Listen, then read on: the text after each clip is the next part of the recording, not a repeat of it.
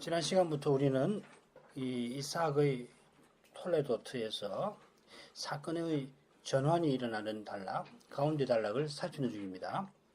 이 사건의 전환은 이 라헬이 요셉을 낳는 일과 붙어 있습니다. 요셉을 낳을 때에 야곱은 내 고향 내 본토로 돌아가리라 그 뜻을 라반에게 밝힙니다. 이 표현은 야곱이 봤던 아람을 특별히 이 라반을 어떻게 생각하는지를 잘 보여줍니다. 야곱이 아버지를 속여 가나안을 떠나 아브라함이 내 본토라 부르던 곳에 피신했습니다마는 이제는 피하여 나온 그 가나안을 내 본토라 부르며 그리로 돌아가려 합니다.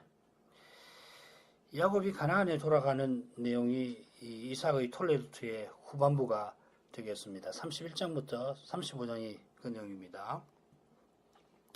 이 사건의 전환이 어떻게 일어났는가를 살피는 것이 무엇보다 중요합니다. 무엇이 야곱의 마음을 가나안으로 향하게 했을까요?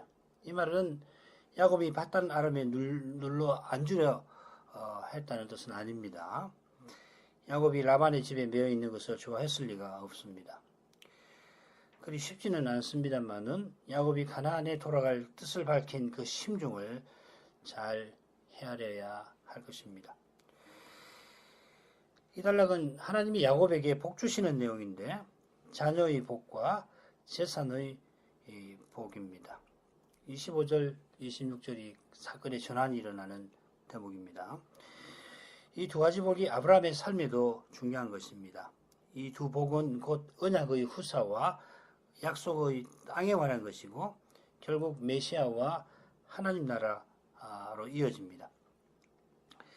아브라함에게 이 땅을 가나안을 기업으로 주리라 하시고 내 씨로 인하여 천하 만민이 복을 얻으리라 하신 예언이 아브라함의 씨로 오신 예수 그리스도께서 하나님 나라를 세우시는 데서 그 예언이 이루어집니다.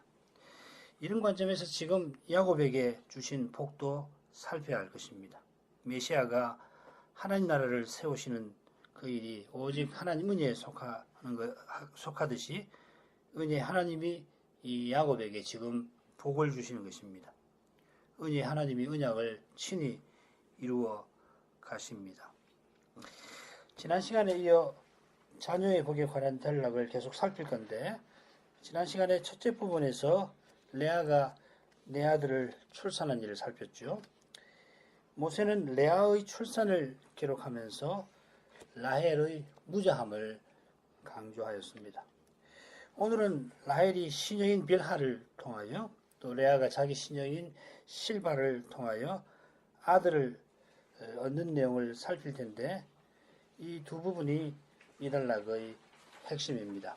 줄거리는 기억하실 겁니다. 먼저 라헬이 자식을 낳지 못하는 일로 야곱과 다투는 데서 대목부터 살피죠. 1절부터 3절 다시 읽습니다. 라헬이 자기가 야곱에게 아들을 낳지 못함을 보고 그 형을 투기하여 야곱에게 이르되 나로 자식을 낳게 하라. 그렇지 아니하면 내가 죽겠노라.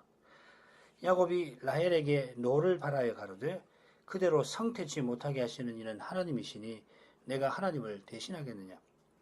라헬이 가로되 나의 여종 빌하에게로 들어가라.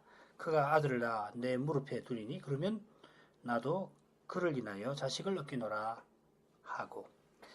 우리가 이 부분을 셋으로 나눠 살필 텐데 모세가 세 대목에서 그러니까 30장 1절부터 8절을 셋으로 나눌 텐데 이 세 대목에서 라헬의 마음과 태도를 잘 드러냅니다. 대표적인 표현을 보면 형을 투기했다 1절에 나오죠. 6절에 보면 내 억울함을 말합니다. 그리고 8절에서는 형과 경쟁해서 내가 이겼다 하는 표현이 나옵니다. 바꾸어 표현하면 이런 라헬인데도 불구하고 하나님의 언약이 이루어져 갑니다. 라헬의 이런 모습이 인생의 연약함을 보여줍니다. 이 연약함은 하나님이 언약을 친히 이루어 가신다고 고백하는 사람만 제대로 봅니다. 자기가 언약을 이루는데 조금이라도 기여한다고 착각하는 사람은 자기가 얼마나 연약한지를 보지를 못하게 됩니다. 바로 이 보지 못하는 어두움에 그의 심히 연약함이 있습니다. 이 어두움이 언약 백성을 죄에게 포로되게 만들고 죄인을 죄에게 종되게 합니다. 언니 레아가 벌써 내 아들을 낳았습니다마는 라헬은 자기가 야곱에게 아들을 낳지 못함을 보았습니다. 지난 시간에도 말씀드린 대로 이 야곱에게라는 표현이 이 대목에서 중요하고 여러 번 나옵니다. 레아가 내 아들을 낳았어도 모세는 지난 단락에 야곱에게라는 표현을 쓰질 않았습니다. 레아가 라헬처럼 라헬보다 정실이고 또 낳은 아들들도 적자입니다. 그저 인륜에서만 그런 거 아니라 언약에서도 그러합니다. 그런데도 레아의 경우에 야곱에게 아들을 낳았다 하는 표현이 없는 것은 야곱의 미움과 붙어 있습니다. 총이 없음이라고 붙어 있죠. 우리 말에는. 마찬가지로 라헬이 지금 야곱에게 표현한 것도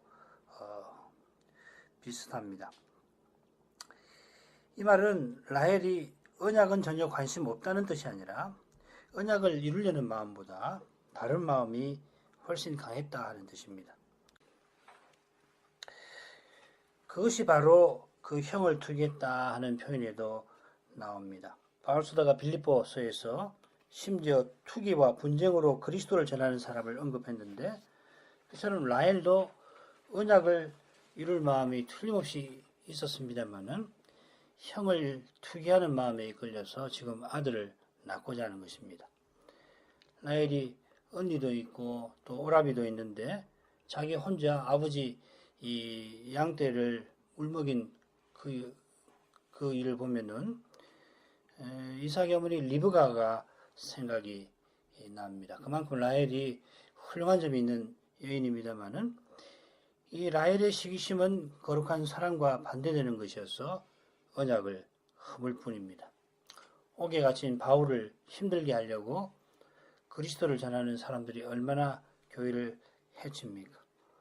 바울들어 복음을 전하지 못하게 하는 그것이 참 큰 잘못이었고 또 그런 시기심에 의해서 복음을 전하는 사역자들과 그들을 따르는 사람들이 주님의 교회에 틀림없이 큰 해를 끼쳤을 겁니다. 그런데도 옥에 갇힌 사도를 통하여 주님은 복음이 계속 전파되게 하셨고 교회가 요동없이 거룩하게 서나가게 하셨습니다. 주님이 내가 내 교회를 세우리라 하신 대로 친히 언약을 이루신 것입니다. 그처럼 시기심에 라헬이 아들을 낳고자 하는데도 이런 현실을 통해서도 하나님은 언약 백성들을 이 세상에 보내십니다. 시기심에 사로잡힌 라헬은 야곱더러 나로 자식을 낳게 하라 요구합니다마는 야곱이 자기를 사랑하고 심지어 레아를 미워하는 데에도 레아가 아들을 낳은 그 사실에도 거룩하신 하나님 앞에서 라헬은 자기와 야곱의 관계를 돌아보지를 못합니다. 돌아보지 아니하는 게 아니라 아니하려 합니다. 그런 마음이라 야곱들어 자식을 낳게 하라고 명령합니다. 아이 낳지 못하는 책임이 야곱에게 있다고 심판합니다. 시기심은 물구나무 선 교만입니다. 라헬이 레아처럼 아들을 낳았다면 어땠을까 짐작하고 남음이 있습니다. 그처럼 역경에 기도하고 형통할 때 감사하는 일은 오직 겸손한 사람이 하는 일입니다. 겸손은 무엇보다 하나님을 대하는 태도, 하나님을 모시는 태도입니다. 그처럼 겸손은 거룩하신 하나님 앞에서 죄를 깨닫는 마음에서 아울러 하나님의 거룩하신 사랑을 맛본 데서 생깁니다. 라헬이 심지어 그렇지 아니하면 내가 죽겠노라 하니까 야곱이 사랑하는 라헬에게 노를 바랍니다. 하나님을 모시지 않는 곳에는 죽임, 그리고 미움이 가득합니다. 레아를 미워할 만큼 야곱이 라헬을 사랑합니다마는 그 사랑은 시기심 앞에 미움으로 바뀝니다. 남편의 사랑을 독차지하던 라헬은 시기심에 스스로 죽으려 합니다. 미워하는 야곱과 죽으려 하는 라헬에게서 자기라고 하는 것이 드러나려고 몸부림칩니다. 야곱은 분노하며 내가 하나님을 대신하겠는가 합니다. 이 말은 물론 야곱이 언약 백성이라서 하는 말입니다만은 야곱이 분노했다는 사실에서 짐작할 수 있듯이 하나님의 권위를 겸손히 인정하는 말은 그런 태도는 아닙니다. 이어서 하나님이 아이 낳지 못하게 하심을 야곱이 말하는데 우리말은 순서가 바뀌어 있지요. 원문은 이런 순서로 되어 있습니다. 이걸 보면 자기 책임이 아님을 분명히 하려는 겁니다. 자기가 책임지지 않으려 하는 것입니다. 그러나 압달락에서 모세는 라헬의 무자함이 야곱의 태도와 붙어 있음을 암시하였습니다. 게다가 설령 아내가 아이 낳지 못하는 신체적 결함이 있다 하더라도 그 결함이 아내에게 있다 하더라도 어떻게 가장이 남일처럼 생각할 수 있습니까? 조선시대에 부인이 아들을 낳지 못하면 칠거지하기라 해서 소박을 당하는 그런 일이 있었는데 이런 일은 그저 과학적 무지에서 나온 게 아닙니다. 그처럼 라헬은 자기 시녀 빌하에게 야곱이 들어가서 아들을 낳도록 제안하면서 나로 자식을 낳게 하라 하던 자기 말을 부정합니다. 부정한 셈이 됩니다. 사실 자기 말을 부정하려 한 건 아니고 자기 말에 담긴 속셈을 이제 드러낸 것이죠. 이는 사라가 자기 여종 하갈을 아브라함에게 주어 아들을 얻었던 일과 비슷해 보입니다마는 사라의 상황과 그 심정은 라헬과는 많이 다릅니다. 아브라함에게 내 몸에서 날 자가 내 후사가 되리라 하신 하나님 말씀을 이루려고 사라가 그런 제안을 했어도 그런 믿음 있는 사라였지만은 하갈을 향한 시기심에 불타올랐던 것을 보면은 이미 시기심에 사로잡힌 라헬이 비슷한 제안의 결과가 어떻게 될까? 그런 결과가 생기면 라헬이 어떻게 될까? 라헬 자신도 모르고 아무도 모를 만큼 그 결과가 심각할 수 있습니다. 야곱의 가정이 무너지지 아니한 것은 야곱에게 있지 않고 어느 누구에게도 있지 않고 오직 하나님께 있습니다. 라헬의 장담이 얼마나 허망합니까? 야곱이 비라에게 간다고 해서 비라가 꼭 아들을 낳으라는 보장이 있습니까? 라헬은 나도 그를 인하여 자식을 얻겠노라 말했는데 원문을 보면 이런 뜻입니다. 참으로 내가 그로 말미암아 비라로 말미암아 세움 받으리라 가정을 세우리라 이렇게 번역할 수 있고 이게 좀 더 정확합니다. 비라가 낳은 아들이 단과 납달리지요. 이들이 라헬처럼 시기심에 훗날 라헬의 아들 요셉을 죽이려고 했고 결국은 미디안 상인에게 요셉을 팔았습니다. 형들이 동생을 이토록 미워하는 것도 작은 일이 아닙니다만은 언약의 후사가 될 그 요셉을 죽이려 한 것은 매우 심각한 일입니다. 언약의 사이를 허물어 버릴 만한 일입니다. 육으로 나는 것은 육이고 육으로는 하나님 나라를 결코 들어가지 못합니다. 하나님 나라를 나타낼 수 없습니다. 야곱이 비라에게 가서 자식을 낳습니다. 4절부터 읽습니다. 그 시녀 비라를 남편에게 첩으로 주매 야곱이 그에게로 들어갔더니 비라가 잉태하여 야곱에게 아들을 낳은지라. 라헬이 가로되 하나님이 내 억울함을 푸시려고 내 소리를 들어서 내게 아들을 주셨다 하고 이로 인하여 그 이름을 단이라 하였으며. 라헬은 자기의 예상과 장담대로 빌하가 아들을 낳자 하나님이 내 억울함을 푸셨고 내 소리를 들으셨다 합니다. 내 억울함을 푸셨다고 라헬이 말합니다만은 누구 하나 아들 낳는 일에 관련해서 라헬을 억울하게 만들지 않았습니다. 자기가 아버지 속임수로 혼인도 늦게 한 데다가 언니가 자기보다 먼저 혼인하고 더욱이 자기가 못 낳는 아들 낳으니까 자기가 억울하다 이렇게 생각한 겁니다. 그러나 우리가 무엇이든지 받을 자격이나 권리가 있지 않습니다. 무엇이든지 받은 것은 거저 주신 것입니다. 그처럼 억울함을 말하기에 앞서 주인임을 기억해야 합니다. 그래야 억울함을 호소하면서 기도할 수 있습니다. 한글 개역 성경과 조금 달리 라헬은 내 억울함을 풀어주셨고 오문대로 하면은 나를 판단하셨고 내 소리를 들으셨다 이렇게 되어 있습니다. 마치 라헬이 하나님에게 기도 들으심 받을 만한 자격을 자기가 얻은 것처럼 그렇게 지금 말하는 듯합니다. 그러나 무릇 인생은 겸손히 하나님의 자비를 구하는 심정으로 자기 형편을 살펴주실 것을 억울함을 호소할 때도 이런 심정으로 해야 합니다. 라헬이 내게 아들을 주셨다 하고 아들의 이름을 단, 그가 판단하셨다, 살펴주셨다, 신원하셨다 하는 뜻인데 단이라 부릅니다만은 그러나 단은 라헬의 질투하는 마음을 채워주지 못합니다. 무릇 믿음으로 받지 아니한 것이 다 그렇습니다. 사람이 욕심으로 사람의 힘과 꾀로 얻은 것은 결코 사람의 마음을 채워주지 못합니다. 우리의 텅 빈 마음은 오직 하나님만으로 채워집니다.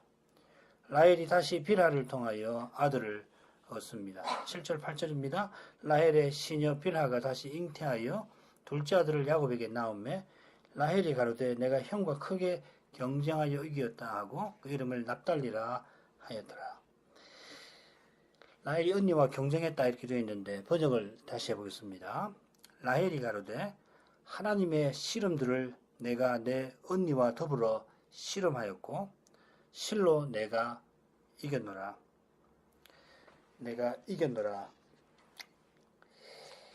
납달리라는 이름은 이 씨름들 납툴림, 납탈리 이렇게 여기서 나왔습니다. 납툴림이라는 말에서 나왔습니다. 이미 짐작하신 분 계실 겁니다만은 이런 야복강에서 야곱이 씨름한 사건을 떠오르게 합니다. 야곱이 하나님과 씨름한 반면 라헬은 언니와 씨름하였습니다. 씨름은 둘이 하는 것인데 레아 역시도 라헬과 경쟁했다는 것이 조금 후에 나올 것입니다. 둘이 자녀 낳는 경쟁을 벌인 것인데 라헬은 자기의 씨름을 하나님의 씨름이라 하였습니다. 이 표현은 큰 씨름 혹은 강력한 씨름이라고도 번역할 수 있습니다. 하나님이나 말 엘로힘, 납툴레이 엘로힘 이렇게 되어 있는데 이 하나님을 가리키는 말을 풀어서 강력한 혹은 큰 이렇게 형용사처럼 붙일 수 있거든요. 어떻게 번역하더라도 라헬의 과장 혹은 착각을 넌지시 보입니다. 단이 태어날 때도 라헬은 하나님이 자기 억울함을 풀어주셨다. 자기를 의롭다고 판단하셨다. 그렇게 주장했습니다만은 이번에도 자기 행위를 대단하다고 자랑하는 것입니다. 만일에 하나님의 씨름을 자기가 언니와 더불어 씨름하였다. 이렇게 말했다면 자기가 하나님의 뜻을 이룬다고 자랑한 것이고 강력한 씨름을 했다고 한다면은 자기를 언니보다 높여 자랑한 것입니다. 이런 자랑이 라헬이 얼마나 어둠 가운데 있는지를 잘 보여줍니다. 자기가 누군지 모르는 것이 실로 큰 어둠입니다.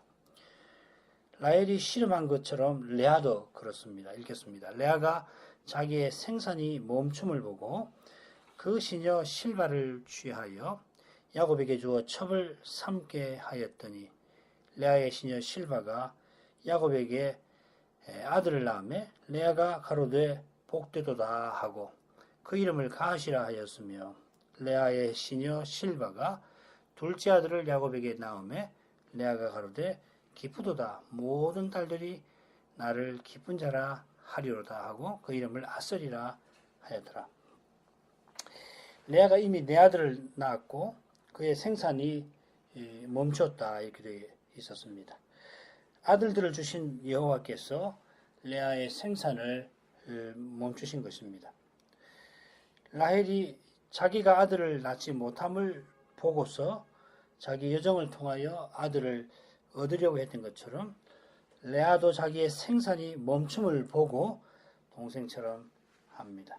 표현 의도적으로 모세가 이렇게 썼는데 이것은 라헬이 형을 투기한 것처럼 레아도 동생을 시기했음을 암시합니다. 시기심에 이끌려 내 아들을 이미 낳은 레아가 동생에게 지지 않으려 합니다.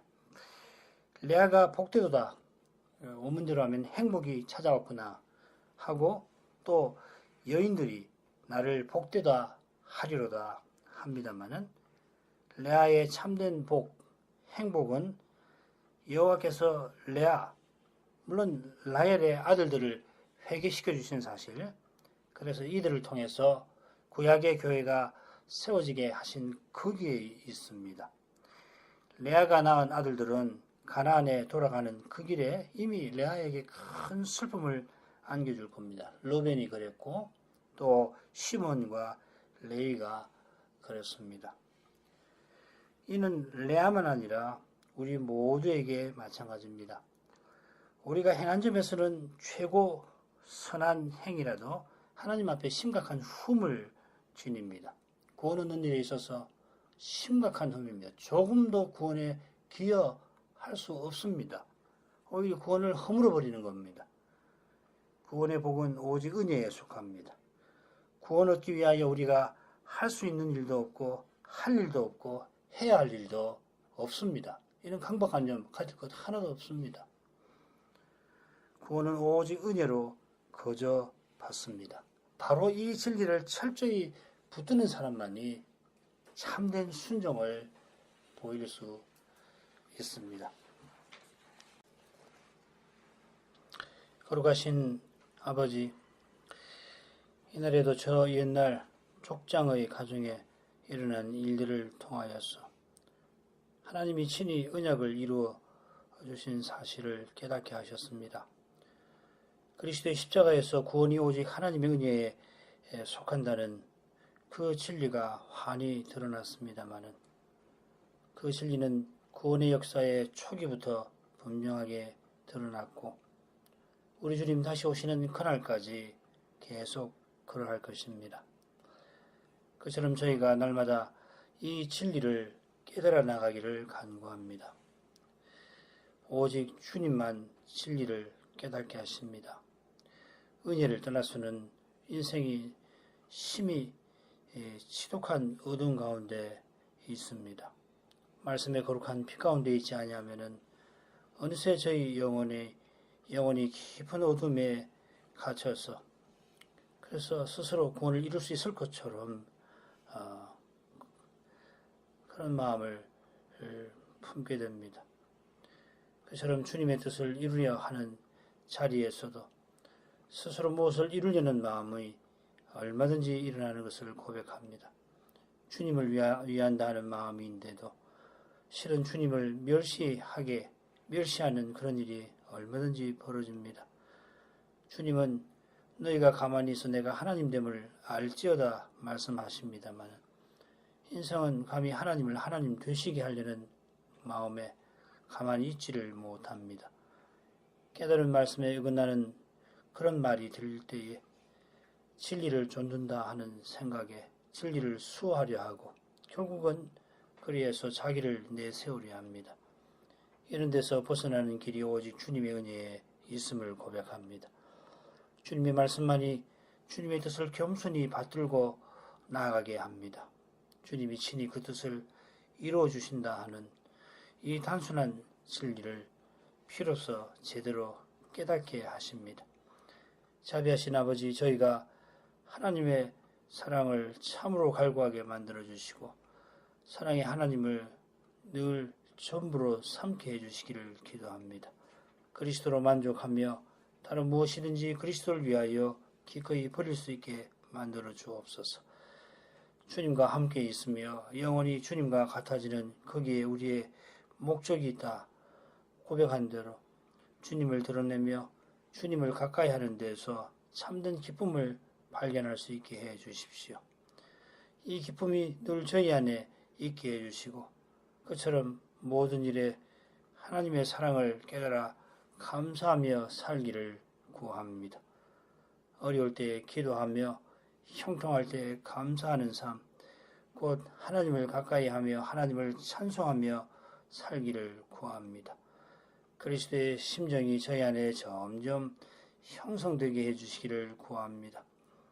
사랑이신 아버지, 저희 가운데 몸이 연약하고 병든 이들을 이제도 돌아보아 주시기를 기도합니다. 그리스도께서 이스라엘의 병자들을 고쳐주실 때 인생의 연약한 것을 친히 담당하시며 질병을 짊어지셨다 마태는 기록합니다.